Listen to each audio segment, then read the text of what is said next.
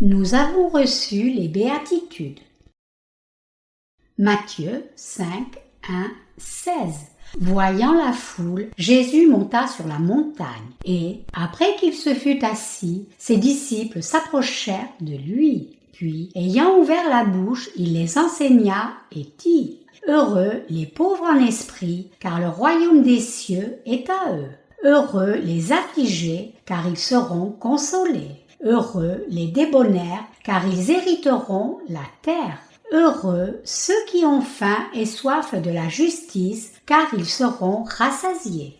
Heureux les miséricordieux, car ils obtiendront miséricorde. Heureux ceux qui ont le cœur pur, car ils verront Dieu. Heureux ceux qui procurent la paix, car ils seront appelés fils de Dieu.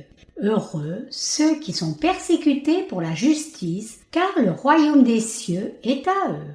Heureux serez-vous lorsqu'on vous outragera, qu'on vous persécutera et qu'on dira faussement de vous toutes sortes de mal à cause de moi. Réjouissez-vous et soyez dans l'allégresse, parce que votre récompense sera grande dans les cieux. Car c'est ainsi qu'on a persécuté les prophètes qui étaient avant vous.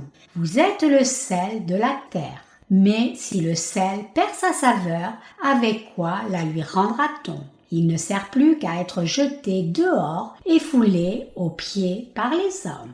Vous êtes la lumière du monde. Une ville située sur une montagne ne peut être cachée. Et on n'allume pas une lampe pour la mettre sous le boisseau, mais on la met sur le chandelier et elle éclaire tous ceux qui sont dans la maison. Que votre lumière luise ainsi devant les hommes, afin qu'ils voient vos bonnes œuvres et qu'ils glorifient votre Père qui est dans les cieux. Dimanche dernier, nous avons eu une communion spirituelle basée sur le chapitre 4 de l'évangile de Matthieu.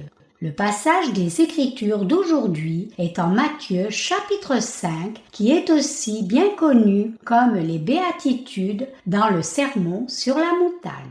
Notre Seigneur nous dit ici quel genre de personne est la plus bénie dans ce monde.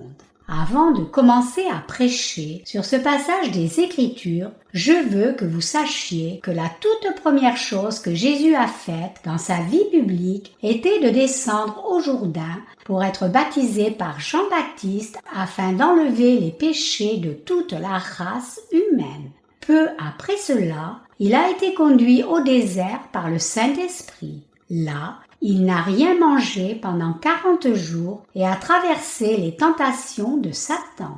Il a été testé dans toutes les tentations physiques qu'une personne puisse avoir. Là, il a vaincu toutes les tentations par la foi en Dieu le Père et sa parole. Aussitôt qu'il a appris que Jean-Baptiste avait été emprisonné, il est allé en Galilée. Dès lors, il a commencé à prêcher aux gens en disant : Le temps est accompli et le royaume de Dieu est proche. Repentez-vous et croyez à la bonne nouvelle. Marc 1, 15. Comme je viens de le dire, le Seigneur a d'abord reçu le baptême de Jean-Baptiste, puis a jeûné au désert pendant 40 jours, puis il a vaincu les tentations de Satan par la foi en Dieu et sa parole.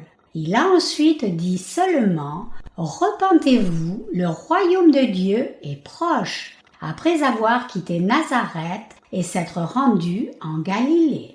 Pourquoi le Seigneur a-t-il pressé les Israélites à se repentir ? C'est parce qu'il comprenait pleinement l'histoire et la situation courante de la nation d'Israël. Les Israélites avaient remplacé Dieu par des veaux d'or depuis près de 1000 ans. Ils suivaient le chemin pécheur du service des veaux d'or comme Jéroboam. Même au temps de Jésus, sous le règne colonial de l'Empire romain, beaucoup d'Israélites qui ne craignaient pas Dieu servaient encore des idoles. Jésus les a donc pressés de se repentir de leurs péchés et de revenir à Dieu pour recevoir la rémission de leurs péchés.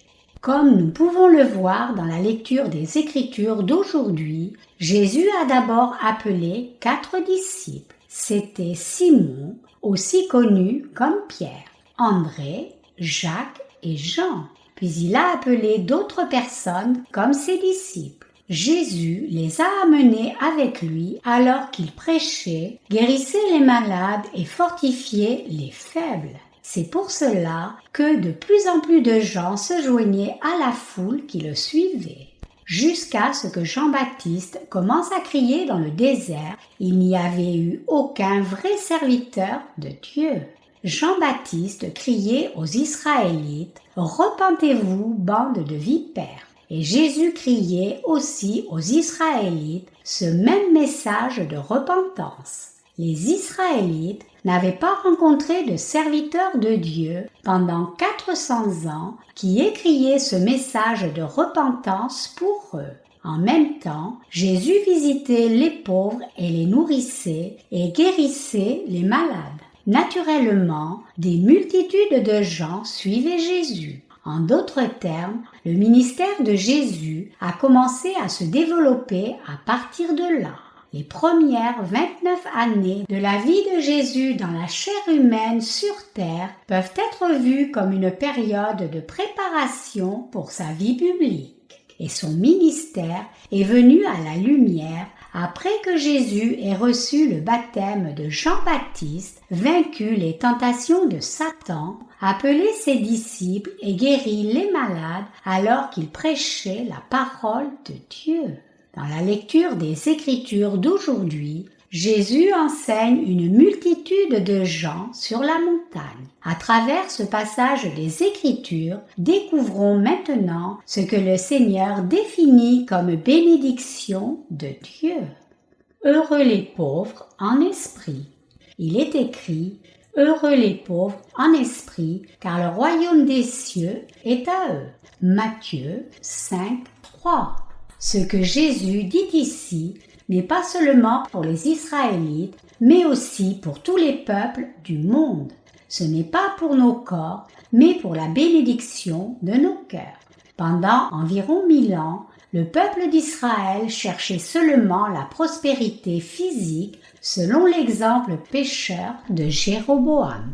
Ils s'intéressaient seulement au plaisir de leur corps, à devenir riches, à avoir du pouvoir et ainsi de suite.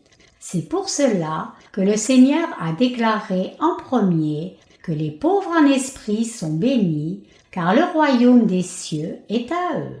C'était complètement l'opposé de ce qu'ils entendaient par le passé.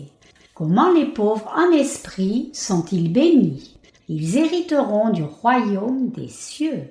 En d'autres termes, ceux qui viennent devant Dieu pour arriver au royaume des cieux devraient être pauvres en esprit. Dieu veut les pauvres en esprit, ceux qui ne se contentent pas des choses de ce monde. Il ne veut pas que des gens mondains viennent vers lui, ceux qui viennent vers lui pour posséder encore plus de choses charnelles. Cependant, parmi les chrétiens d'aujourd'hui, beaucoup de gens viennent au Seigneur avec la motivation de devenir encore plus bénis en valeurs mondaines comme les propriétés, le prestige et le pouvoir. Cependant, Dieu ne bénit pas ces gens charnels, mais plutôt il bénit ceux qui viennent à lui pour recevoir des bénédictions spirituelles, car leur cœur ne peut pas se satisfaire des possessions mondaines. Quelle est cette vraie bénédiction pour eux? C'est le royaume des cieux. Dieu a promis le royaume des cieux à ceux qui sont pauvres en esprit. Le royaume des cieux est pour eux. Il est aussi écrit en Matthieu 5, 10. Heureux ceux qui sont persécutés pour la justice, car le royaume des cieux est à eux. En lisant le Nouveau Testament, je réalise souvent que certaines paroles des Écritures sont différentes de mes pensées fixes. Matthieu 5,10 en est un exemple. Ce que ce verset signifie réellement, c'est que ceux qui ont été persécutés pour la justice sont vraiment bénis. Ceux qui ont été persécutés pour la justice de Dieu peuvent aller au ciel. Le royaume des cieux est pour ceux qui ont supporté la persécution pour la justice. Heureux ceux qui ont traversé la persécution en prêchant la justice de Dieu.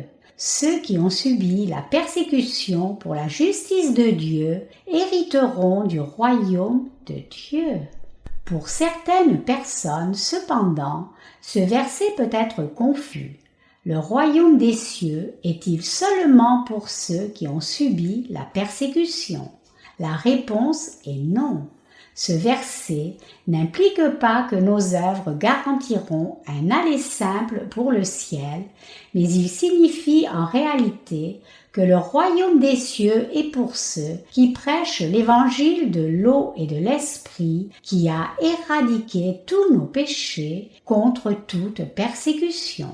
Le Seigneur ne bénit pas les gens qui poursuivent juste leurs désirs charnels et vivent selon leur envie physique, même après avoir reçu la rémission des péchés. En ce moment même, il y a tant de gens dans le monde qui attendent d'entendre l'évangile de l'eau et de l'esprit de la part des serviteurs de Dieu. Tristement, beaucoup de gens sont partis dans le monde après avoir été délivrés de tous leurs péchés en croyant en l'évangile de l'eau et de l'esprit et avoir reçu des devoirs précieux dans l'Église de Dieu. Mais en dépit de cela, Dieu promet de donner le royaume des cieux à ceux qui sont pauvres en esprit et à ceux qui ont été persécutés pour la justice de Dieu. Donc, nous devons comprendre la volonté de Dieu à partir de ce verset. Quiconque croit au baptême que Jésus a reçu de Jean-Baptiste et son sang à la croix peut recevoir la rémission des péchés sans faute. Mais qu'arrivera-t-il si quelqu'un continue à poursuivre les désirs charnels après avoir reçu la rémission des péchés? Dieu a déclaré que le royaume des cieux n'est pas pour ce genre de gens. La finalité, c'est que ces gens ne peuvent pas entrer dans le royaume des cieux. La différence entre ceux qui ont été persécutés pour la justice de Dieu et les autres est comme la différence entre le ciel et l'enfer. Dieu est le Dieu de justice et il serait le Dieu d'injustice s'il donnait le royaume des cieux également, même à ceux qui aiment ce monde. Quand les gens rencontrent les serviteurs de Dieu comme l'apôtre Paul, ils les traitent de fous et d'attardés. Pourquoi tournent-ils ces gens de foi en ridicule? Ils se moquent de nous en disant « Pourquoi ne vivez-vous pas sagement et harmonieusement avec le monde en comblant vos désirs charnels quand vous croyez en Dieu ?» Pourquoi menez-vous une telle vie fanatique pour la cause de Jésus-Christ? Les justes sacrifient vraiment leur confort physique pour servir l'Évangile. Certains justes risquent même leur vie pour la diffusion de l'Évangile de l'eau et de l'Esprit. Quand les gens mondains regardent ceux qui vivent leur foi si fidèlement parmi nous, ils pensent que quelque chose ne va pas chez nous. Cependant, Jésus-Christ a dit que les pauvres en esprit sont bénis parce qu'ils vont hériter du royaume des cieux. Et il a dit aussi que ceux qui sont persécutés pour la justice de Dieu hériteront aussi du royaume des cieux. Je suis totalement d'accord avec le Seigneur. Qu'en est-il de vous alors ? Il y a une grande différence entre les bénédictions de ceux qui ont reçu la rémission des péchés en croyant en l'évangile de l'eau et de l'esprit et ceux qui ne l'ont pas. Même parmi ceux qui ont reçu la rémission des péchés, en croyant en l'évangile de l'eau et de l'esprit, la différence de bénédiction sera énorme précisément entre ceux qui auront subi la persécution pour la justice du Seigneur et ceux qui vivent juste pour eux-mêmes.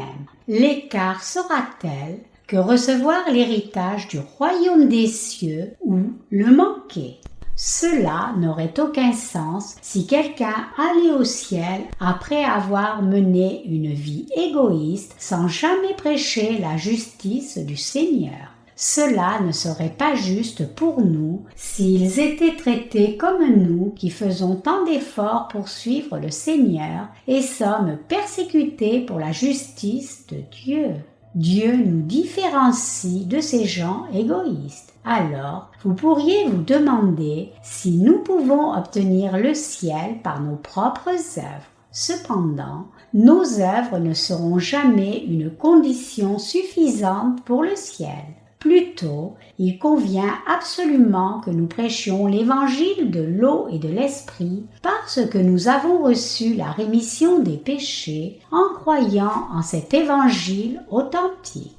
Nos partenaires à l'étranger prêchent cet évangile avec nous. Ils travaillent avec nous pour informer les gens sur notre site internet et distribuer nos publications. Donc, les gens qui visitent notre site peuvent être en communion avec nos partenaires dans leur pays après avoir lu nos e-books et livres imprimés. Il y a différentes réponses après avoir reçu nos livres. Certains disent qu'ils n'ont pas fini de lire. D'autres disent qu'ils ont fini de lire mais sont en désaccord. D'autres encore reconnaissent que l'évangile de l'eau et de l'esprit est la vérité, mais ils préfèrent encore fréquenter leur ancienne église. Nous sommes très déçus par ces gens-là.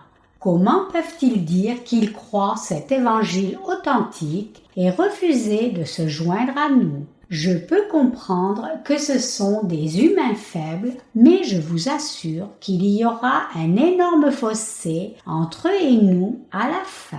Nous vivons pour la diffusion de l'évangile de l'eau et de l'esprit en obéissance avec la volonté de Dieu, car nous croyons en la justice de Dieu.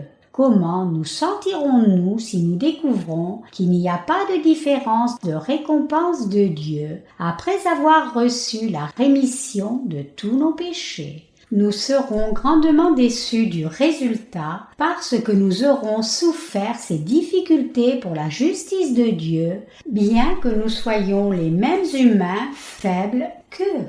Je me sentais découragé un temps par le passé. Je me demandais si je devais servir l'évangile de l'eau et de l'esprit. J'avais aussi des désirs charnels en moi et il y a des moments où j'étais tentée de me compromettre avec les pécheurs chrétiens. Je voulais rester en contact avec mes anciens camarades du séminaire théologique. Mais disons la vérité ici, mes chers partenaires. Je n'aurais pas pu prêcher l'évangile de l'eau et de l'esprit si j'avais maintenu une relation amicale avec eux. Ceux qui ne connaissent pas l'évangile de l'eau et de l'esprit conduisent les autres à la destruction invariablement. Par sens des responsabilités, j'ai subi ces difficultés pour prêcher la vérité de l'évangile de l'eau et de l'esprit. Mes amis me disent ceci. Et toi, tu irais bien mieux si tu ne prêchais pas l'évangile de l'eau et de l'esprit. Ce que tu prêches est 100% correct selon la Bible, mais les gens te détesteront pour avoir prêché cet évangile. Nous n'avons jamais appris cela comme étant la vérité et nous n'avons jamais entendu personne prêcher cet évangile. Si tu continues d'insister pour croire cela et le prêcher, nous n'aurons pas d'autre choix que de te dire que tu as tort. Je ne voulais pas les écarter, mais je ne pouvais pas me compromettre ni faire de concessions avec eux en ce qui concerne la prédication de l'évangile de l'eau et de l'esprit. C'est la seule principale raison pour laquelle ils m'ont persécuté. Par conséquent, je ne suis plus en relation avec eux. Jésus dit « Ceux qui sont persécutés pour la justice hériteront du royaume des cieux ». Le Seigneur nous a dit que le royaume des cieux est pour ceux qui sont persécutés pour la justice de Dieu. C'est correct. La bénédiction de Dieu pour ceux qui subissent la persécution pour la justice de Dieu est le royaume des cieux. Leur récompense est le royaume de Dieu. Cette bénédiction est réservée pour ceux d'entre nous qui souffrent la persécution et qui prêchent l'évangile de l'eau et de l'esprit. Donc, vous, nos partenaires dans chaque pays, ne devriez pas être déçus des difficultés et des épreuves du tout. Car si vous êtes découragés, vous devez réaliser que moi et mes partenaires en Corée avons déjà expérimenté beaucoup de ces sortes de difficultés et déceptions. Avant de commencer le ministère de la littérature, je prêchais l'évangile de l'eau et de l'esprit en face à face, en visitant les gens de maison en maison et en parlant aux dirigeants chrétiens. Par conséquent, je me suis fait davantage d'ennemis. C'est l'époque où j'ai été si découragée. J'ai alors décidé de travailler par le ministère de la littérature parce que prêcher directement aux individus ne porte pas beaucoup de fruits. Donc, j'ai rassemblé mes cassettes de sermons pendant plus de 10 ans. J'ai fait cela très diligemment. Quand j'ai pensé que la quantité de cassettes de sermons était suffisante, j'ai commencé le ministère de la littérature avec mes collègues. Chers ouvriers, sachez que vous n'êtes pas les seules personnes qui traversent des temps difficiles. Moi aussi, tout comme les ouvriers du ministère en Corée, avons toujours beaucoup de difficultés. Nous servons tous la volonté de Dieu au milieu de difficultés. Vous sentez-vous seul? Je me suis aussi senti très seul, épuisé et persécuté. Mais je ne me sens plus seul puisque vous êtes avec moi. Néanmoins, les gens du monde me sont hostiles, même si je ne leur ai rien fait de mal. Même quand je n'ai rien fait de mal du tout, ils continuent à faire courir des rumeurs étranges à mon sujet. Donc, vous devez vous rappeler que vos prédécesseurs dans la foi ont enduré ces persécutions avant vous. Beaucoup de justes mènent une vie joyeuse, même dans la persécution pour diffuser l'évangile de l'eau et de l'esprit. Comme j'ai été persécuté pendant longtemps, j'ai trouvé normal que je sois persécuté et j'ai même considéré cela comme une bénédiction pour une personne juste. Avec cela à l'esprit, j'ai pris une ferme décision de vivre pour la justice de Dieu. Tout ce que je dois faire, c'est prêcher l'évangile de l'eau et de l'esprit au monde entier par la foi. Quiconque accepte cet évangile authentique sera sauvé, mais quiconque refuse d'accepter cet évangile sera responsable de ses propres péchés. Beaucoup de gens qui ont accepté l'évangile que nous avons prêché ont reçu leur salut par la foi. Nous croyons que le Seigneur prépare une plus grande œuvre de salut. C'est pour cela que nous devons donner nos cœurs à Dieu et vivre par la foi en la justice de Dieu. C'est le sort des justes. Chers ouvriers à l'étranger, peu importe où vous servez Dieu, ne perdez pas le cœur à prêcher l'évangile de l'eau et de l'esprit. Nos partenaires à l'étranger ont aussi reçu des bénédictions de Dieu comme cela. Combien de gens dans votre maison ont reçu la rémission des péchés? La Bible dit que ceux qui sont sauvés sont rares. Comme il est écrit, « Je vous prendrai un d'une ville, deux d'une famille, et je vous ramènerai dans Sion. » Jérémie 3, 14. Cependant, vous allez jouir de la gloire dans le royaume des cieux après avoir traversé la persécution. En même temps, votre foi et vos bénédictions deviendront plus solides pendant que vous subissez cette persécution pour la justice de Dieu. si vous venez de recevoir la rémission des péchés en mettant votre foi en l'évangile de l'eau et de l'esprit, vous suivrez aussi les pas de vos prédécesseurs dans la foi. Pour vous qui n'avez pas encore passé un tel processus, votre foi grandira alors que vous marchez sur le même chemin que vos prédécesseurs ont emprunté. La foi des justes grandit et ils sont bénis en subissant la persécution. Que votre foi grandisse ou pas dépend de vous. Vous pouvez fortifier votre foi et maintenir votre vie si vous apprenez la foi ferme en étant en communion avec vos prédécesseurs. Au contraire, si vous ne passez pas par un tel processus, vous ne pouvez devenir serviteur de Dieu. Les serviteurs de Dieu passent tous par ce processus. Vous passerez toutes sortes de persécutions et de solitude. C'est pour cela que le Seigneur a dit que ceux qui sont persécutés pour la justice sont bénis. Vous serez persécutés pour la justice de Dieu. Vous et moi avons le droit d'être persécutés pour la justice de Dieu. Qu'est-ce que le Seigneur a dit au sujet des affligés? Il est écrit en Matthieu 5, 4. Heureux les affligés, car ils seront consolés. Qu'implique ce verset? Ce verset nous enseigne quel genre de personnes Dieu console. Dans ce monde, il y a des gens de grande richesse et d'autres qui ont la richesse et le pouvoir. Avoir de telles valeurs sociales empêche-t-il de périr?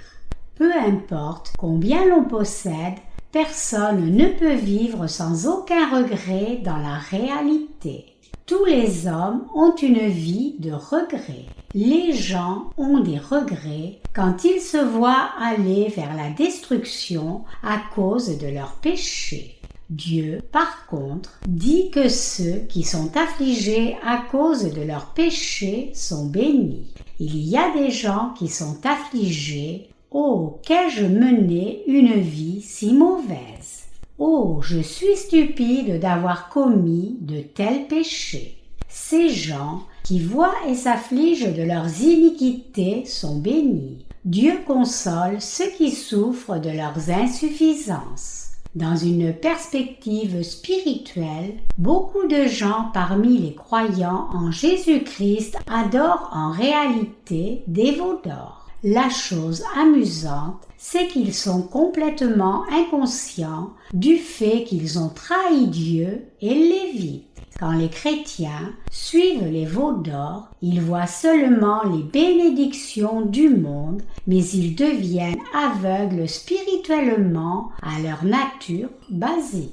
Cependant, quand les gens sont affligés pour leurs péchés, ils reçoivent une grande consolation et bénédiction de Dieu par leur foi en l'évangile de l'eau et de l'esprit. Quand nous vivons notre foi, la base de notre foi devrait être placée en Dieu, qui est la vérité. En d'autres termes, nous devrions vivre notre foi basée sur la loi de la justice de Dieu. Quand nous nous regardons avec les yeux de Dieu, y a-t-il quelque chose de quoi nous vanter? Plutôt, nous nous trouvons pleins d'insuffisance. Pouvons-nous compter toutes nos faiblesses? Nous avons des péchés qui doivent être condamnés et ne peuvent être effacés par nous-mêmes. C'est la raison pour laquelle nous nous sentons affligés pour nos iniquités et insuffisances. C'est pour cela que nous sommes si misérables. Les Israélites mettaient de la cendre sur eux pour se repentir et prier pour la miséricorde de Dieu. Nous aussi devons nous lamenter sur notre nature fondamentale dans la présence de Dieu. Récemment, en Corée, un jeune acteur célèbre est entré dans une grande bagarre de rue avec un homme âgé qui avait 70 ans. Cela montre que les jeunes gens d'aujourd'hui n'ont pas de respect pour les seniors. Nous vivons dans un monde où les gens âgés doivent faire profil bas. L'acteur a été poursuivi pour avoir menacé ce vieil homme avec un couteau. C'est compréhensible qu'un homme ait même envie de tuer quelqu'un quand il perd ses moyens. C'est parce que nous sommes nés avec toutes sortes de péchés dans nos cœurs, y compris le cœur meurtrier en tant que descendant d'Adam. Chaque être humain a cette nature pécheresse. Où pouvez-vous trouver quelqu'un sans cœur pécheur? Même la fille la plus décente a un tel cœur meurtrier si quelqu'un la rend folle.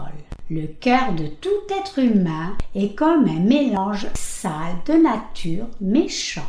Mais les gens essaient d'enlever leur nature pécheresse pour mener une vie sociale plus douce. Quand je réfléchis au cas de cet acteur dans une perspective humaine, je peux comprendre son comportement regrettable. N'importe qui peut faire une telle chose parce que les humains sont un tas de mal. Le vieil homme qui était avec le jeune acteur avait peut-être envie aussi de le tuer. Il a probablement été empêché de faire ce qu'il voulait parce qu'il était faible en force physique.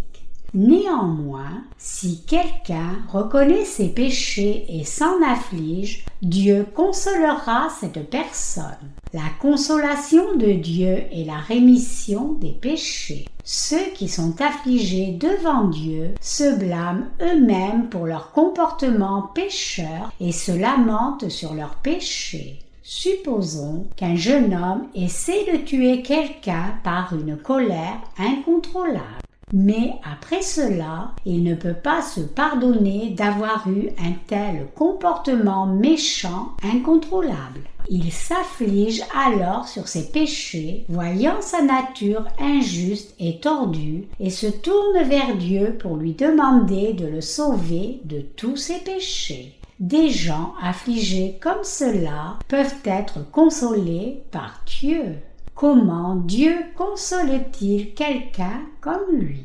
La consolation de Dieu vient en croyant au salut des péchés que le Seigneur a accompli par l'évangile de l'eau et de l'esprit. Cette foi peut amener une grande consolation de Dieu. Malheureusement, la plupart des gens ne peuvent pas être consolés par Dieu car ils ne s'affligent pas sur leurs péchés devant Dieu. Donc, quiconque cherche la consolation de Dieu devrait être affligé.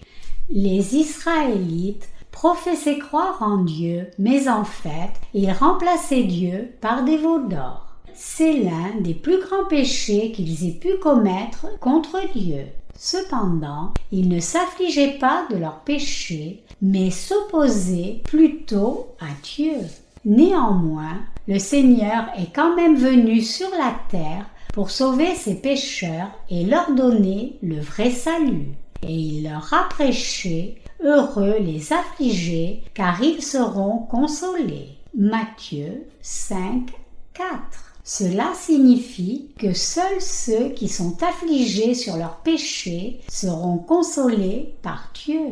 Tristement, beaucoup de chrétiens aujourd'hui servent des veaux d'or au lieu de Dieu, ne réalisant pas leurs péchés.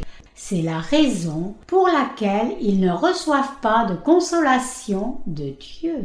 Les chrétiens d'aujourd'hui sont supposés être affligés pour leurs péchés devant Dieu, mais la réalité est très différente.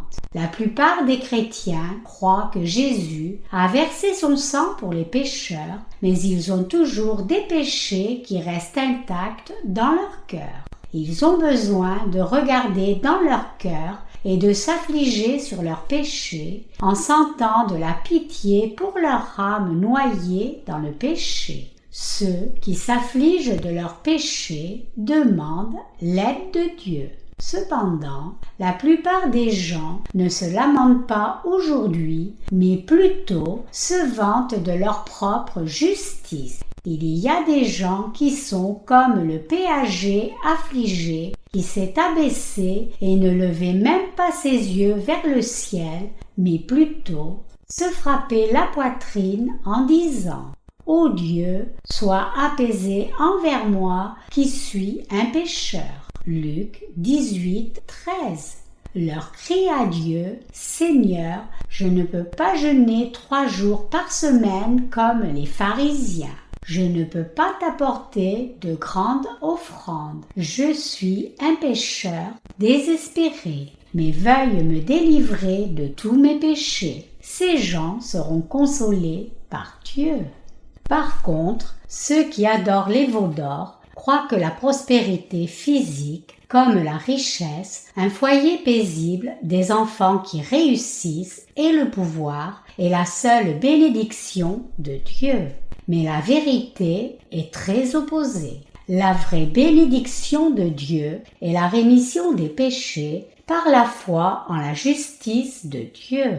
Dieu console ceux qui sont sauvés en disant « J'ai enlevé tous vos péchés une fois pour toutes par le baptême que j'ai reçu de Jean-Baptiste et je suis mort pour vos péchés à la croix pour que vous soyez sans péché. » Ainsi, nous avons reçu la bénédiction de la rémission des péchés en croyant en la justice de Jésus. C'est la bénédiction de consolation que nous devons tous recevoir de Dieu. Seuls ceux qui reçoivent ces bénédictions de consolation, qui est la rémission des péchés, peuvent entrer dans le royaume de Dieu par la foi. Nous pouvons recevoir la rémission des péchés en admettant nos péchés et en mettant notre foi en la justice de Dieu. Mais tristement, la plupart des chrétiens d'aujourd'hui refusent de le faire. Tout comme les Israélites ont servi des veaux d'or pendant longtemps, les chrétiens d'aujourd'hui adorent aussi des veaux d'or au lieu de Dieu. Ils doivent revenir à Dieu avec un cœur affligé, admettant dans la présence de Dieu combien ils sont réellement faibles et pécheurs. Nous devons comprendre que beaucoup de gens rejettent encore l'évangile de l'eau et de l'esprit, et par conséquent, ils ont encore des péchés intacts dans leur cœur. C'étaient des pécheurs avant de croire en Jésus et les péchés restent encore intacts en eux quand ils croient en Jésus avec tant de ferveur. Ils doivent réaliser qu'ils périront éternellement à cause de leurs péchés. Ils doivent devenir affligés devant Dieu et recevoir la consolation de Dieu. La loi de Dieu déclare que le salaire du péché, c'est la mort. Romains 6, 23. Et ces gens doivent accepter cette vérité dans leur cœur. Ils doivent reconnaître qu'ils sont des âmes méchantes et demander la consolation de Dieu. Alors, ils recevront une grande consolation de Dieu. Les pécheurs chrétiens qui ne croient pas encore en l'évangile de l'eau et de l'esprit doivent déchirer leur cœur dans la tristesse et accepter cet évangile authentique par la foi. C'est le seul moyen pour qu'ils soient consolés. En Corée, nous avons une méga-église de plus d'1 demi-million de membres. Tant de politiciens comme des candidats à la présidentielle et des candidats au Congrès visitent cette église pour saluer tout le monde et faire de grandes offrandes. Si nous voulons réellement être bénis, nous devrions faire laver nos péchés et devenir enfants de Dieu. Alors nous posséderons le royaume des cieux. Si nous voulons mener une vie juste devant Dieu, nous devons nous affliger pour nos péchés. Nous devrions suffisamment nous aimer nous-mêmes pour avoir pitié de notre âme et nous lamenter de nos péchés. C'est alors seulement que nous pouvons rencontrer la vérité de l'évangile de l'eau et de l'esprit que le Seigneur nous a donné. Dieu console ces gens-là. vous et moi, qui croyons en l'évangile de l'eau et de l'esprit, étions affligés pour nos péchés. C'est pour cela que le Seigneur nous a visités par l'évangile de l'eau et de l'esprit et a enlevé tous nos péchés en une fois.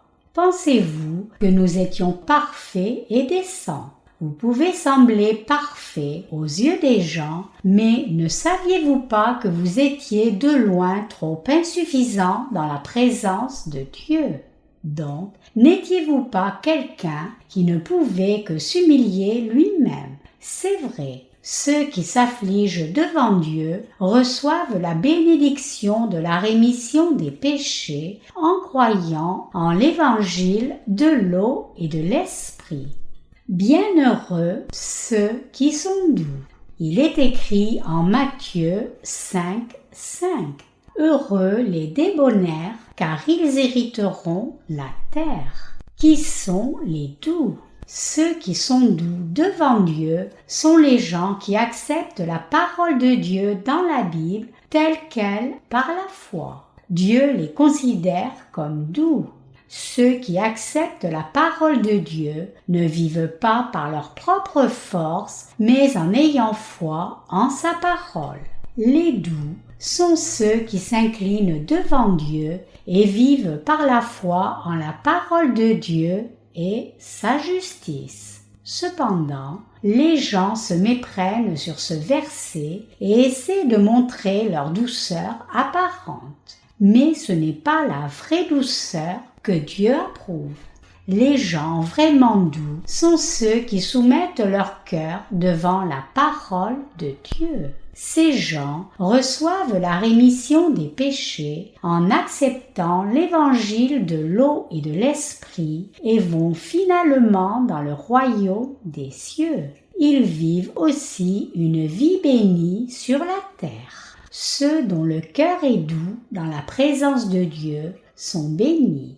Par contre, ceux qui refusent de croire en l'évangile de l'eau et de l'esprit ne peuvent recevoir aucune bénédiction de Dieu. Certaines personnes qui ont entendu cet évangile authentique disent avec arrogance « L'évangile de l'eau et de l'esprit est simplement votre évangile et notre évangile, c'est l'évangile de la croix ». J'ai essayé de comprendre pourquoi tant de chrétiens coréens rejettent l'évangile de l'eau et de l'esprit alors que les occidentaux l'acceptent davantage. Ceux qui ont un mode de pensée occidental sont plus individualistes, donc ils sont aptes à être d'accord avec la parole de Dieu et mettre leur foi peu importe ce que les autres peuvent penser. Ils croient en l'évangile de l'eau et de l'esprit exactement tel qu'il est écrit dans la Bible. Mais ceux qui ont un mode de pensée oriental sont aptes à baser leurs décisions sur ce que les autres pourraient penser. Par exemple, ils se demandent quel évangile est cru par le plus de gens comme le vrai évangile, l'évangile de l'eau et de l'esprit ou l'évangile de la croix. Ils suivent alors aveuglément la majorité comme des moutons.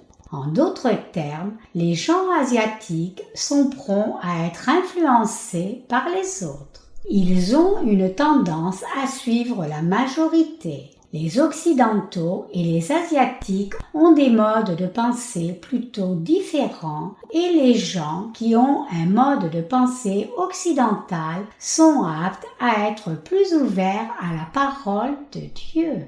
L'évangile de l'eau et de l'esprit qui nous délivre du péché est le vrai évangile authentique inscrit dans la Bible.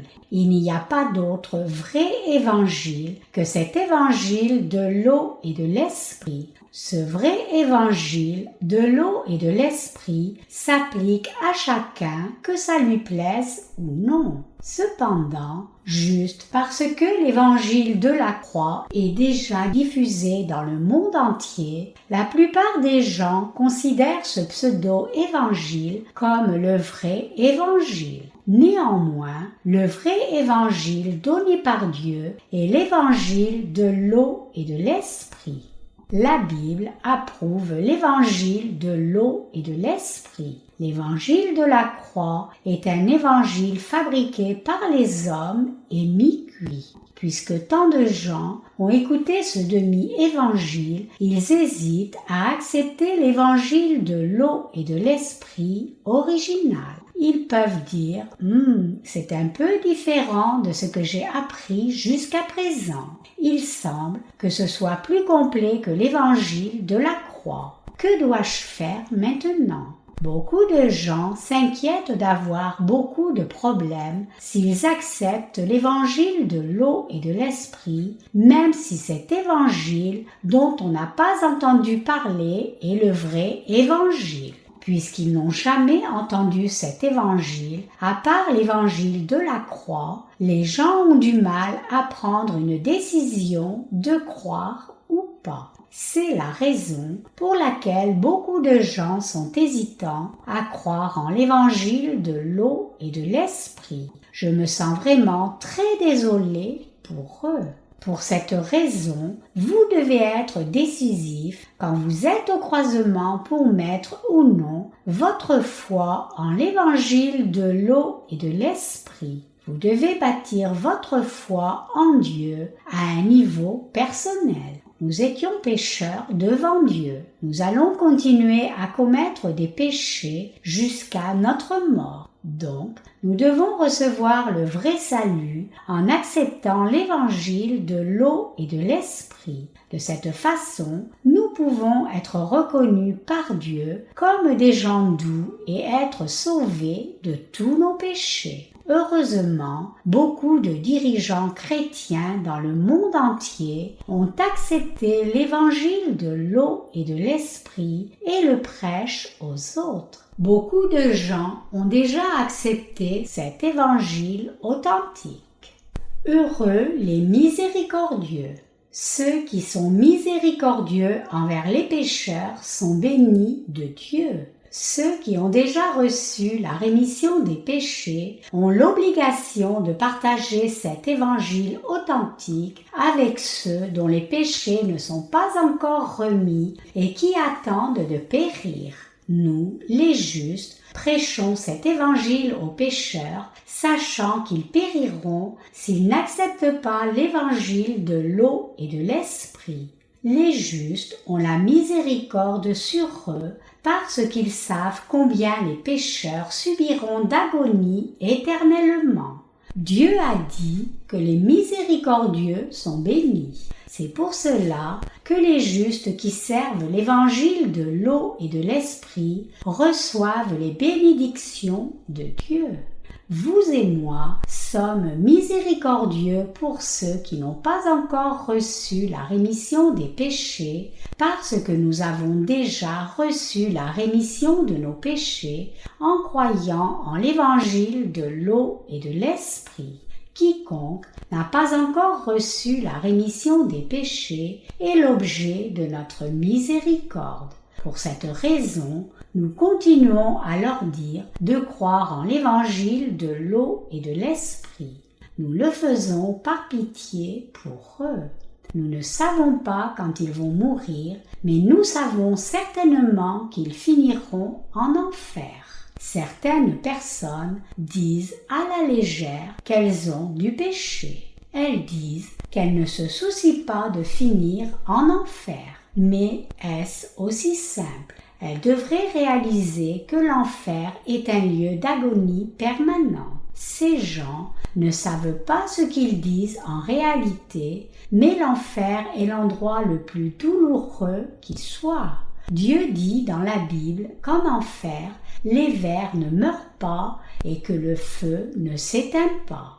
Particulièrement, les pécheurs qui se sont opposés à la justice de Dieu seront enflammés dans le feu. Marc 9, 48, 49.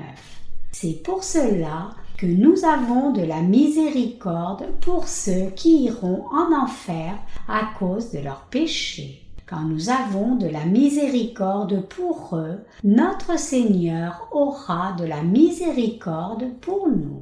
Évidemment, même les justes ont trop de manque dans beaucoup de choses. Néanmoins, le Seigneur a de la miséricorde pour nous et nous comble de sa justice. Il le fait parce que nous partageons la vérité de l'Évangile avec les pécheurs liés à l'enfer avec un cœur miséricordieux. Maintenant que nous avons reçu la rémission de nos péchés et reçu l'amour de Dieu, nous avons de la miséricorde pour ceux qui n'ont pas encore reçu la rémission des péchés. C'est pour cela que nous sommes appelés bénis devant Dieu. Heureux ceux qui ont le cœur pur. Le Seigneur a dit « Heureux ceux qui ont le cœur pur, car ils verront Dieu ». Matthieu 5, 8. Si nous voulons avoir le cœur pur, nous devons craindre Dieu du fond du cœur. Nous devons admirer avec crainte le Dieu de vérité et comprendre combien il est grand. Nous devons voir Dieu avec les yeux de nos cœurs, non nos yeux physiques, le révérer, le craindre, l'aimer et accepter par la foi le salut que Jésus nous a donné. C'est ainsi que nous pouvons reconnaître nos insuffisances et recevoir la rémission des péchés. De tels individus peuvent croire en l'évangile de l'eau et de l'esprit, recevoir la rémission des péchés par cet évangile et voir le Dieu saint avec leur cœur pur. Notre Seigneur nous a pleinement expliqué cette vérité. Ceux qui reçoivent la rémission des péchés en croyant en l'évangile de l'eau et de l'esprit ont le cœur pur. Ce que ce verset signifie en disant « Heureux ceux qui ont le cœur pur », c'est que les gens sont bénis quand ils ont reçu la rémission des péchés en abandonnant leurs pensées mauvaises et en acceptant l'évangile de l'eau et de l'esprit. Quand les gens viennent devant Dieu, ils doivent avoir un cœur pur. Ils peuvent recevoir le salut par la foi quand ils trouvent et croient en l'évangile de l'eau et de l'esprit avec un cœur pur. Quand les gens viennent à Dieu avec des arrière-pensées autres que recevoir la rémission des péchés, ils ne reçoivent pas la bénédiction ni ne deviennent purs de cœur. Parmi les chrétiens d'aujourd'hui, beaucoup de gens ne connaissent pas l'évangile de l'eau et de l'esprit et croient juste que le sang de la croix est le seul moyen de salut. Ces gens n'ont pas reçu les bénédictions de Dieu. Leur cœur est souillé par le péché. Ce qu'ils poursuivent sont des veaux d'or. La foi dans les veaux d'or cherche le bien-être physique seulement. Ils viennent à Dieu seulement pour être puissants, riches, en bonne santé et heureux physiquement. Quand ils viennent avec un tel cœur impur, ils ne peuvent pas comprendre l'évangile de l'eau et de l'esprit. Même si beaucoup de chrétiens vont dans des cultes, ils ne peuvent pas rencontrer Dieu à cause des péchés qui restent encore dans leur cœur. De plus, leur foi au veau d'or les empêche d'accepter l'évangile de l'eau et de l'esprit au fond de leur cœur. Puisque leur intérêt n'est pas sur Dieu lui-même, ils ne peuvent pas comprendre l'évangile de Dieu, qui est l'évangile de l'eau et de l'esprit, même s'ils l'écoutent. Ils sont même des perturbateurs qui empêchent que les gens ne mettent leur foi en l'évangile de l'eau et de l'esprit. Par contre, ceux qui ont rencontré Dieu en croyant en l'évangile de l'eau et de l'esprit ont rejeté ces veaux d'or de leur cœur. Ces gens qui désirent recevoir la bénédiction d'un cœur pur viennent à Dieu en admettant leur nature fondamentale pécheresse telle qu'elle, lui demandent d'avoir miséricorde d'eux et acceptent l'évangile de l'eau et de l'esprit, demandant à Dieu sa miséricorde. Ils se lamentent profondément de leurs péchés, réalisant combien ils sont insuffisants et intolérables. Dieu rencontre ces gens, leur donnant l'évangile de l'eau et de l'esprit pour qu'ils puissent recevoir la vraie bénédiction du salut et la vraie consolation. Heureux ceux qui procurent la paix. Il est aussi écrit « Heureux ceux qui procurent la paix, car ils seront appelés fils de Dieu. » Matthieu 5, 9. Que signifie ceux qui procurent la paix? Faire la paix entre Dieu et les hommes signifie prêcher aux gens l'évangile de l'eau et de l'esprit. Donc, ceux qui procurent la paix font la paix entre Dieu et les gens. Les justes sont ceux qui procurent la paix et font que les pécheurs apportent une offrande de paix et des holocaustes à Dieu. Il est écrit qu'ils seront appelés fils de Dieu. Heureux ceux qui sont persécutés pour la justice. Heureux ceux qui sont persécutés pour la justice, car le royaume des cieux est à eux. Heureux serez-vous lorsqu'on vous outragera, qu'on vous persécutera et qu'on dira faussement de vous toutes sortes de mal à cause de moi. Réjouissez-vous et soyez dans l'allégresse, parce que votre récompense sera grande dans les cieux. Car c'est ainsi qu'on a persécuté les prophètes qui ont été avant vous. Matthieu 5, 10, 12. Maintenant même, nous sommes persécutés parce que nous prêchons l'évangile de l'eau et de l'esprit. Mais le Seigneur nous encourage en disant « Heureux serez-vous lorsqu'on vous outragera, qu'on vous persécutera et qu'on dira faussement de vous toutes sortes de mal à cause de moi. Réjouissez-vous et soyez dans l'allégresse, parce que votre récompense sera grande dans les cieux. Car c'est ainsi qu'on a persécuté les prophètes qui ont été avant vous. » En réalité, ceux qui sont persécutés à cause de la justice sont ceux qui sont bénis par Dieu. La persécution est une autre sorte de bénédiction de Dieu qu'il répand sur les justes. Les vraies bénédictions de Dieu ne sont pas les bénédictions physiques. Bien que la plupart des gens considèrent la prospérité physique comme devenir riche, puissant ou en bonne santé comme la bénédiction de Dieu, ce n'est pas vrai. La bénédiction de Dieu vient quand nous menons une vie qui lui plaît. C'est pour cela que Dieu bénit ceux qui sont persécutés pour la bonne chose, qui travaillent pour la cause juste, qui supportent la difficulté pour l'œuvre juste. Dieu les appelle bénis. Il dit aussi que leur récompense dans le ciel est grande, comme c'est écrit en Matthieu 5, 5. Heureux les débonnaires, car ils hériteront la terre. Ceux qui sont persécutés pour la justice de Dieu sont bénis. Quand ils acceptent la parole de Dieu et obéissent avec un cœur doux, Dieu leur donnera non seulement les bénédictions célestes, mais aussi les bénédictions terrestres. Ces gens sont bénis car ils se confient et obéissent à la parole de Dieu. Nos ancêtres dans la foi, comme Abraham, Isaac et Jacob, sont dits bénis. Quand nous regardons leur vie, ils ont été bénis corps et esprit aussi.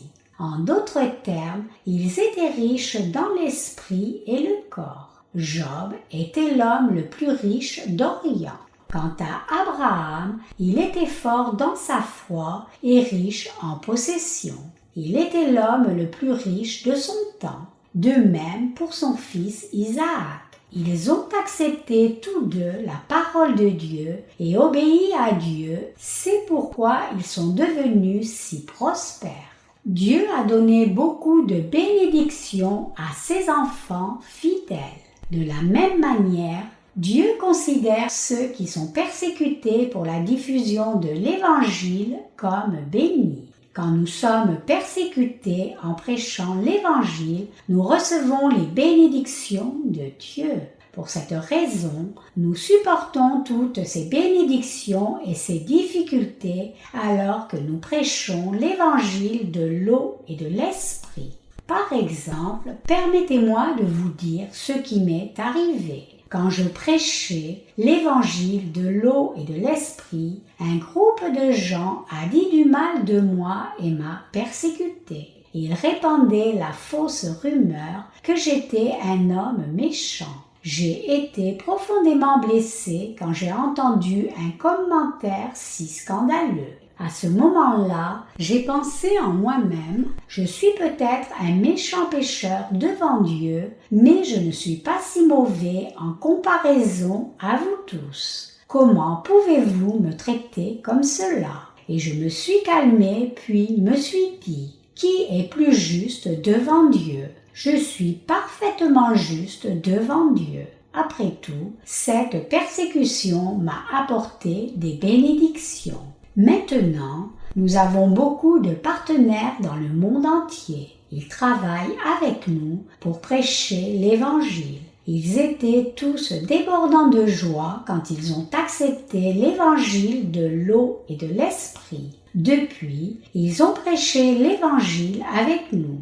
Mais après un temps, que leur est-il arrivé? La persécution a commencé. Les gens les accusent disant « Vous étiez normaux, mais maintenant vous êtes anormaux. Il semble que vous soyez devenus la proie d'une secte. Ne venez plus nous embêter. Ne nous parlez plus de ce mauvais évangile. » Ils rejettent nos partenaires et parlent en mal d'eux. C'est pour cela qu'ils subissent des difficultés. Quand j'entends de tels épisodes tristes, je m'inquiète que nos partenaires ne se sentent désespérés. Cependant, nous devons réaliser que c'est naturel pour nous, qui avons reçu la rémission des péchés, d'entendre de telles choses méchantes de ceux qui ne sont pas nés de nouveau. Ceux qui n'ont pas reçu la rémission des péchés ont des mauvaises pensées tout le temps et, en tant qu'esclaves du diable, ils vont toujours déranger les justes. Puisque leur cœur est toujours débordant de mal, ils aiment faire ce genre de choses méchantes.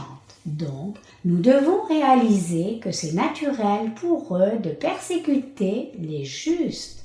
Le Seigneur dit « Tout bon arbre porte de bons fruits, mais le mauvais arbre porte de mauvais fruits. » Matthieu 7, 17.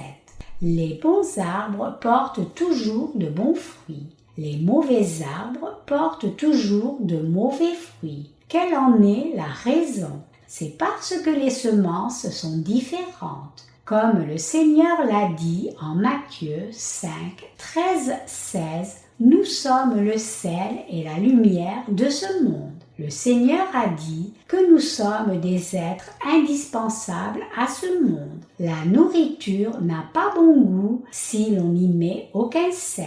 Toute forme de vie va mourir s'il n'y a pas de soleil, peu importe combien le monde est beau. De la même façon, ce monde périra sans l'évangile de l'eau et de l'esprit. Selon les biologistes marins, il y a des sortes de poissons d'eau profonde qui vivent jusqu'à 2000 ou 3000 mètres sous le niveau de la mer.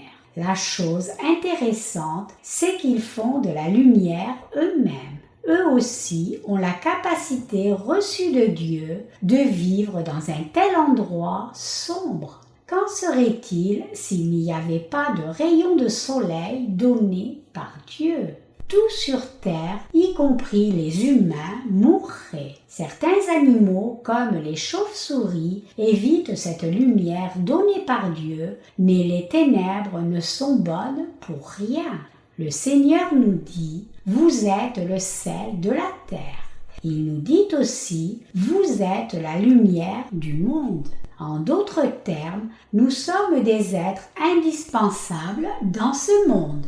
particulièrement ceux qui croient en l'évangile de l'eau et de l'esprit, sont effectivement si indispensables à ce monde. Nos partenaires en Corée et dans le monde entier sont absolument essentiels à ce monde. Néanmoins, nous serons inutiles si nous ne faisons pas l'œuvre qui fait briller la lumière du salut dans ce monde. Donc, le Seigneur dit, si le sel perd sa saveur, avec quoi la lui rendra-t-on? Il ne sert plus qu'à être jeté dehors et foulé aux pieds par les hommes. Matthieu 5, 13. Si nous ne jouons pas le rôle confié en tant que sel, nous ne sommes plus utiles. Alors, qui est essentiel à ce monde? Ce n'est autre que nous qui croyons en l'évangile de l'eau et de l'esprit. Dans nos cœurs, c'est là que vit l'Esprit du Seigneur. Le Saint-Esprit demeure dans nos cœurs. Il demeure dans le cœur de ceux qui croient en l'évangile de l'eau et de l'esprit. Donc, nous qui croyons en l'évangile de l'eau et de l'esprit sommes la lumière du monde. Aussi, quiconque nous rencontre verra la lumière du salut et quiconque reçoit cette lumière deviendra enfant de Dieu. Ils obtiendront une nouvelle vie de Dieu en tant que citoyens du royaume de Dieu. Ce que nous devons faire, c'est recevoir volontairement la persécution pour la justice du Seigneur. Ceux qui sont persécutés à cause de la justice de Dieu sont bénis. Dieu dit que ceux qui sont persécutés pour l'œuvre juste sont bénis. Et nous devons tous accorder une attention particulière à cet enseignement. Sommes-nous vraiment des gens qui vivons sous la persécution pour la justice de Dieu? Ou sommes-nous ceux qui servent encore les veaux d'or après avoir reçu la rémission des péchés? Nous devons réellement nous poser cette question à nous-mêmes. Rappelez-vous que le sel qui a perdu sa saveur n'est bon à rien. Le sel ne sera utilisé pour rien d'autre que l'assaisonnement. Le sel donne une saveur salée telle qu'elle. Le sel empêche la nourriture de pourrir. Le sel donne du goût. Quand nous voulons vivre comme sel et lumière du monde, nous devons présenter l'évangile de l'eau et de l'esprit. Certains d'entre vous pourraient dire « Je suis trop faible de cœur pour prêcher l'évangile de l'eau et de l'esprit ». Alors, vous devez rejoindre le ministère de la littérature avec les serviteurs de Dieu. Aussi longtemps que vous voulez servir Dieu sous une certaine forme, vous pouvez être le sel de ce monde. Qui peut jouer le rôle de lumière avec succès par sa propre force? Personne.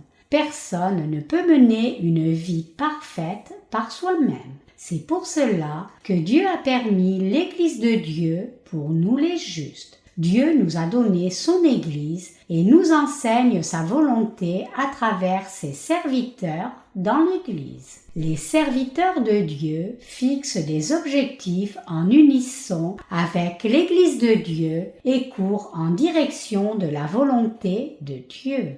Leur but est de prêcher l'évangile de l'eau et de l'esprit au monde entier et Dieu y prend plaisir.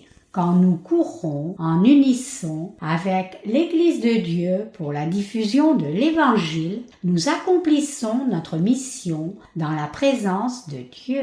Que vous preniez part au ministère de la littérature ou à l'évangélisation individuelle, c'est correct tant que vous êtes en union avec l'Église de Dieu. Alors vous serez le sel et la lumière du monde. Puisque le Seigneur a fait de nous le sel et la lumière du monde, tout ce que nous devons faire, c'est partager l'évangile de l'eau et de l'esprit comme Dieu nous l'a ordonné. C'est correct que nous obéissions juste à son commandement. Quand nous obéissons, nous recevons les bénédictions. Dieu a ordonné que nous fassions encore la bonne chose même après avoir reçu la rémission des péchés. Que nous arrivera-t-il si nous qui sommes nés de nouveau ne vivons pas pour la justice du Seigneur? Notre salut sera annulé et nous serons jetés dans les ténèbres du dehors, c'est-à-dire l'enfer. Est-ce réellement cela? Oui, même si nous avons été sauvés en croyant en l'évangile de l'eau et de l'esprit, Dieu fera certainement cela à ses serviteurs infidèles. Lisez les versets de la Bible suivants qui soutiennent cette vérité. Le royaume des cieux est encore semblable à un filet jeté dans la mer et ramassant des poissons de toute espèce. Quand il est rempli, les pêcheurs le tirent et après s'être assis sur le rivage, ils mettent dans des vases ce qui est bon et ils jettent ce qui est mauvais. Il en sera de même à la fin du monde. Les anges viendront séparer les méchants d'avec les justes et ils les jetteront dans la fournaise ardente où il y aura des pleurs et des grincements de dents. Matthieu 13, 47, 50. Nos ouvriers de la mission ainsi que nos frères et sœurs travaillent dur pour la diffusion de l'Évangile. Donc, nous sommes la lumière du monde. Qu'est-ce que le Seigneur attend de nous? Il veut que nous prêchions l'Évangile dans le monde entier. Comment pouvons-nous le faire? Nous pouvons donner nos publications à la fois comme livres imprimés et e-book. Nous devons juste publier des livres chrétiens qui contiennent l'évangile de l'eau et de l'esprit et les distribuer aux gens dans le monde entier. Ce dont ils ont besoin, c'est accepter l'évangile et recevoir la rémission des péchés. Ceux qui n'acceptent pas l'évangile vont périr. Quand nous prêchons l'évangile de l'eau et de l'esprit, nous pouvons observer deux réponses incompatibles des auditeurs. Certains auditeurs peuvent volontairement accepter l'évangile de l'eau et de l'esprit, alors que d'autres non. Que devrions-nous faire alors? Nous faisons juste de notre mieux dans notre mission. Les gens qui refusent d'accepter l'évangile de l'eau et de l'esprit rejettent la bénédiction de Dieu. Certains peuvent vous persécuter sérieusement. Alors, vous et moi serons persécutés pour la prédication de l'évangile de l'eau et de l'esprit pour la cause de la justice de Dieu. Comment nos partenaires à l'étranger se joignent-ils à notre ministère de la littérature? Je souhaite publier des livres contenant l'évangile de l'eau et de l'esprit et les partager avec les gens dans le monde entier. Même si nous rencontrons de la persécution ou des déceptions, Dieu sera notre aide. Tout ce que nous devons faire, c'est donner nos livres qui contiennent l'évangile authentique aux gens du monde entier. Cela peut sembler simple, mais ce n'est pas si facile en réalité. Cependant, nous pouvons le faire avec l'aide de Dieu. Dieu dit que nous devrions nous attendre à de grandes choses de sa part. Croire ce qui est dans nos livres appartient aux lecteurs. Nous pouvons seulement prier Dieu de leur donner la compréhension de l'évangile de l'eau et de l'esprit. Nous ne pouvons rien faire par rapport au fait qu'ils acceptent ou non. Notre travail est de les illuminer avec la vérité du salut. Les temps de la fin dont le Seigneur nous a parlé est proche et à portée. Le Seigneur nous a prévenu que le monde finirait bientôt. Donc, nous devons témoigner et prêcher l'évangile de l'eau et de l'esprit à chacun dans ce monde. Je prêche la volonté de Dieu, non seulement pour vous les ouvriers en Corée, mais aussi pour nos partenaires à l'étranger. C'est ainsi que je les discipline. Nos partenaires à l'étranger passent par un temps difficile maintenant même. Maintenant, ils ont besoin d'autres partenaires pour servir l'évangile de l'eau et de l'esprit, bien qu'ils aient été débordants de joie quand ils ont accepté l'évangile et reçu la rémission des péchés. Ils ont aussi besoin d'un dirigeant spirituel qui les conduira. C'est pour cela que je vous dis cela. La lumière dont nous illuminons est l'évangile de l'eau et de l'esprit. Le point principal de l'évangile de l'eau et de l'esprit est que le Seigneur nous a sauvés en enlevant tous nos péchés par le baptême qu'il a reçu de Jean-Baptiste. Le Seigneur est alors devenu notre Sauveur en portant tous nos péchés à la croix, mourant là en étant crucifié et ressuscitant des morts. Nous devons juste expliquer cet évangile authentique comme cela à tous les gens du monde entier. Nous devons présenter la vérité apparente qui est l'évangile de l'eau et de l'esprit. Nous pouvons leur présenter l'évangile de l'eau et de l'esprit, soit par nos livres qui contiennent cet évangile, soit par nos paroles. C'est la bonne œuvre de Dieu. Il n'y a rien de bon en dehors de cela devant Dieu. Nous ne pouvons pas faire d'œuvre plus juste que celle-là. Le Seigneur nous enseigne en quoi les 8 bénédictions consistent.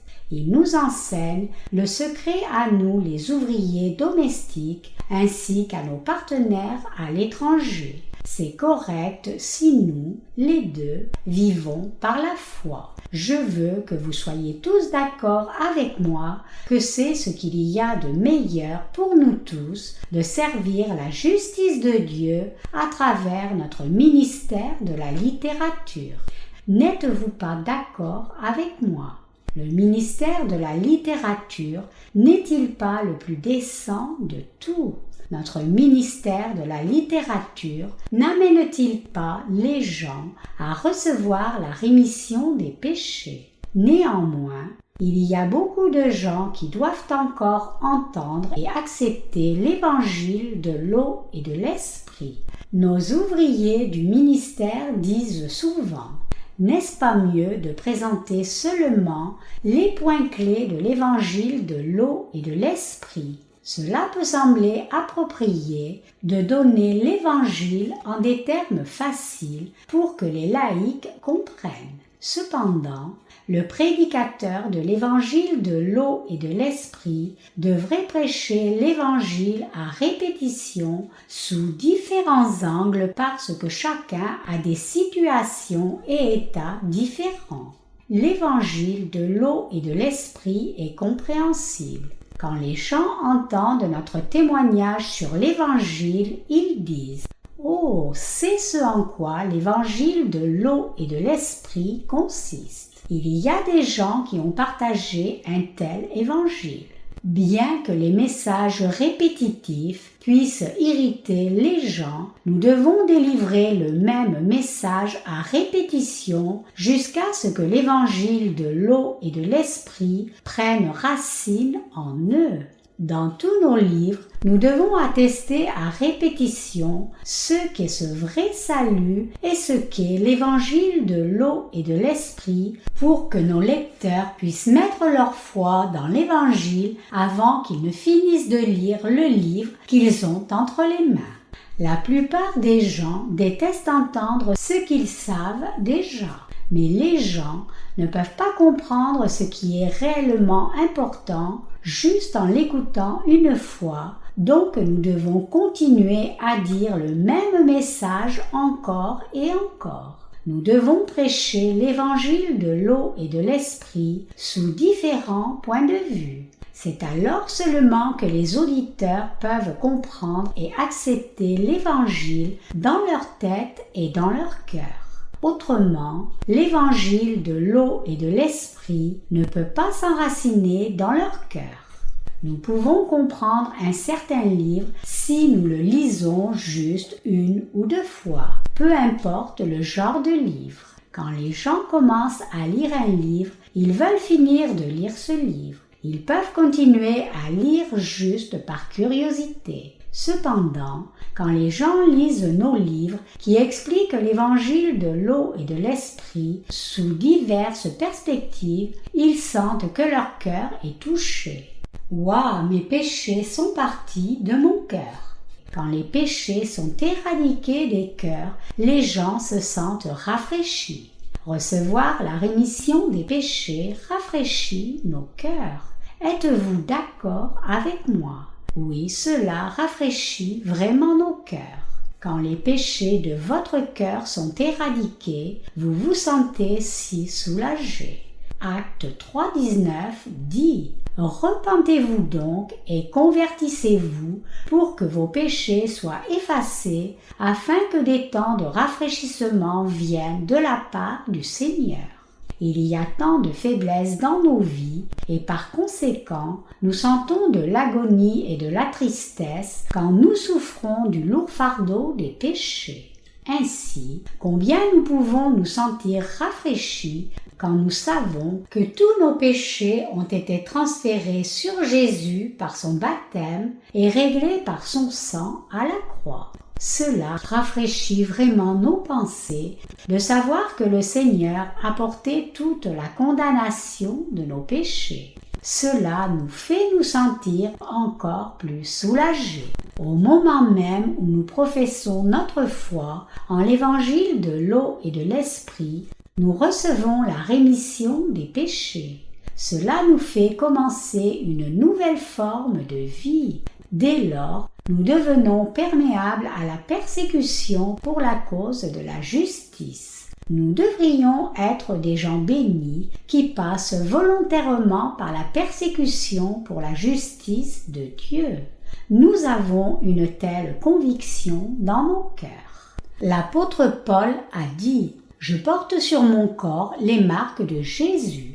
L'apôtre Paul a dit qu'il avait les marques du Seigneur Jésus dans son corps. Galates 6, 17. Autrement dit, il avait des traces et des plaies reçues de ses persécuteurs. Heureux ceux qui subissent la persécution pour la cause de la justice de Dieu, comme l'apôtre Paul. En d'autres termes, ceux qui ont évité la persécution ne peuvent pas être bénis du tout. Donc, ceux qui vivent pour la justice du Seigneur sont bénis. Pour cette raison, le Seigneur dit que sont bienheureux les pauvres en esprit, bienheureux ceux qui sont affligés, bienheureux ceux qui sont doux, bienheureux ceux qui ont faim et soif de justice, bienheureux les miséricordieux, bienheureux ceux qui ont le cœur pur, bienheureux ceux qui procurent la paix et bienheureux ceux qui sont persécutés à cause de la justice. Nous devons vraiment accepter l'évangile de l'eau et de l'esprit et servir cet évangile authentique en union avec l'Église de Dieu, même si nous avons des manques sous différents aspects. C'est le moyen d'être bénis par Dieu. Aussi longtemps que nous suivons la justice du Seigneur, nous ne ferons pas banqueroute dans l'esprit ni dans la chair. Dans le passé, j'avais des difficultés en prêchant l'évangile du Seigneur. À l'époque, dans mon cœur, j'avais foi en la justice de Dieu. Je croyais fermement, je suis un serviteur de Dieu. Peu importe ce que disent les autres, je suis serviteur de Dieu. Je ne vivrai jamais dans la pauvreté parce que je vis pour la justice de Dieu. Je me suis aussi convaincu moi-même. Je ne céderai pas à la persécution en servant l'évangile de l'eau et de l'esprit. Mes collègues et moi surmonterons toutes sortes de persécutions par la foi. J'avais une telle conviction parce qu'Abraham a aussi surmonté par la foi tant de difficultés qu'il a vécues en même temps que les bénédictions de Dieu. Nos partenaires qui vivent pour le Seigneur et sont unis à la justice de Dieu au milieu de la persécution ne peuvent pas être misérables. Dans le passage des Écritures d'aujourd'hui, le Seigneur a parlé aux Israélites de ne pas adorer les veaux d'or, mais de devenir pauvres en esprit, de chercher la justice de Dieu et de s'affliger sur leurs péchés parce qu'ils avaient adoré les veaux d'or depuis longtemps. Nous ne devons pas être généreux envers nous-mêmes, mais nous devons réaliser combien nous sommes pécheurs et avec des manquements. Et nous devons alors combler ces insuffisances par la connaissance et la foi en la justice de Dieu. Nous devons faire confiance et accepter chaque parole écrite de Dieu absolument. Nous devons nous réjouir en faisant l'œuvre juste de Dieu. Avant tout, nous devons avoir des cœurs purs devant Dieu. Nous ne devons pas avoir un cœur méchant. Nous devons aussi réconcilier les pécheurs avec Dieu. Nous devons être des prédicateurs de l'évangile de l'eau et de l'esprit. Nous devons subir la persécution pour la justice de Dieu. Nous devons être des donateurs au lieu de recevoir, comme le Seigneur Jésus a dit. Il y a plus de bonheur à donner qu'à recevoir. Actes 20, 35. C'est alors seulement que nous serons bénis. Nous serons bénis ici sur la terre aussi bien que dans le monde à venir. Donc, nous devons devenir les distributeurs des bénédictions de Dieu. Le Seigneur a fait de vous et moi de telles personnes bénies comme il a fait alliance avec Abraham en disant « Je bénirai ceux qui te béniront et je maudirai ceux qui te maudiront. Et toutes les familles de la terre seront bénies en toi. » Genèse 12, 3. La source de bénédiction est le Seigneur lui-même, mais il a promis de sauver nombreuses personnes à travers nous. Dieu a l'intention de bénir chacun dans ce monde à travers nous. J'espère et prie que vous deveniez des gens bénis devant Dieu. Dieu nous a déjà donné tant de bénédictions par la foi. Dieu nous modèle en une source de bénédiction. Maintenant, le Seigneur nous pose une question. Qu'as-tu fait pour moi? Qu'as-tu fait après avoir reçu la rémission des péchés en croyant en l'évangile de l'eau et de l'esprit? As-tu subi la persécution pour moi? Si nous disons oui au Seigneur, il dira « Je vais te bénir ». Nous devons devenir ceux qui subissent la persécution pour la justice de Dieu. Avons-nous les marques d'avoir vécu pour le Seigneur? Nos partenaires qui travaillent à la maison et à l'étranger ont tous ces marques qui prouvent qu'ils ont vécu pour la justice du Seigneur. Avoir ces marques elles-mêmes est une bénédiction pour nous. Les marques qui montrent que nous avons vécu pour la justice du Seigneur nous conduiront à la connaissance de la vraie foi, nous feront utiliser cette vraie foi et nous permettront de résoudre beaucoup de problèmes qui viennent avec la persécution.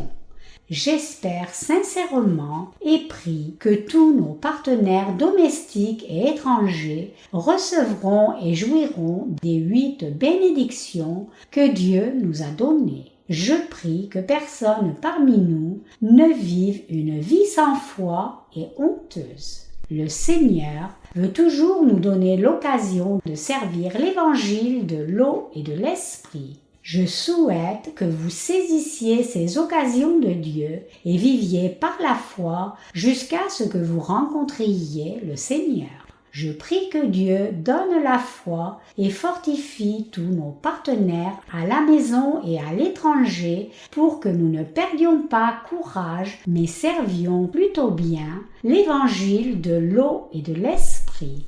J'espère que nous serons tous bénéficiaires des béatitudes.